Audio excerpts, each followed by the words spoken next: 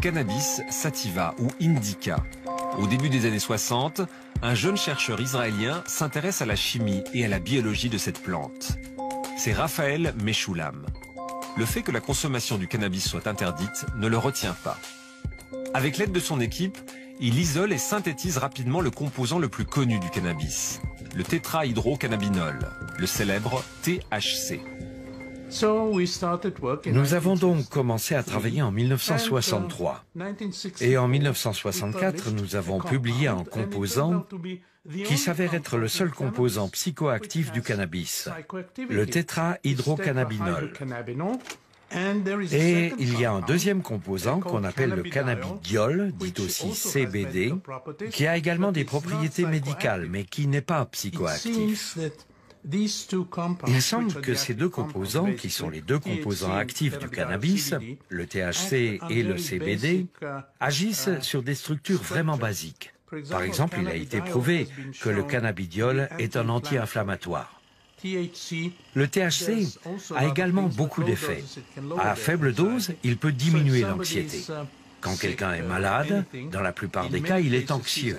Et si vous diminuez son anxiété, il va se sentir mieux. Ces cannabinoïdes sont identifiés, synthétisés, mais longtemps, on ne comprend pas comment ils agissent. 20 ans plus tard, dans les années 80, c'est encore l'équipe de Raphaël Mechoulam qui découvre le système endocannabinoïde. Un système de neurotransmetteurs et de récepteurs répartis dans notre cerveau et dans tout notre corps. Ce système, très complexe, agit dans la plupart des fonctions vitales. Notre corps produit ses propres cannabinoïdes pour nous aider à nous relaxer, à manger, à dormir, à oublier et à nous protéger des différents stress. Alors, quand nous consommons du cannabis, les substances contenues dans la plante miment ces endocannabinoïdes et renforcent leur action. Le champ est très ouvert. Il y a beaucoup de questions en suspens.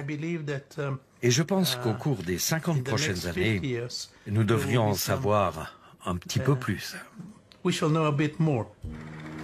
La preuve scientifique des effets du cannabis est récente. Mais le chanvre accompagne les humains depuis le néolithique. Les médecins égyptiens, chinois et indiens l'utilisent depuis des millénaires.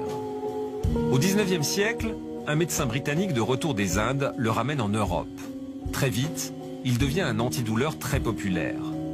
On dit que la reine Victoria en prenait contre ses migraines. Mais la carrière médicale du cannabis va s'interrompre brutalement au milieu du XXe siècle. Dans les années 50, on a fait beaucoup de recherches sur la médecine chimique qui était naissante. Et la médecine des plantes n'était pas standardisée. Il y avait donc à cette époque une certaine méfiance générale à l'égard de la médecine des plantes. Ce qui fait qu'en 1952, l'OMS a déconseillé l'usage du cannabis qu'elle considérait comme obsolète. D'ailleurs, sans vraiment justifier ce choix.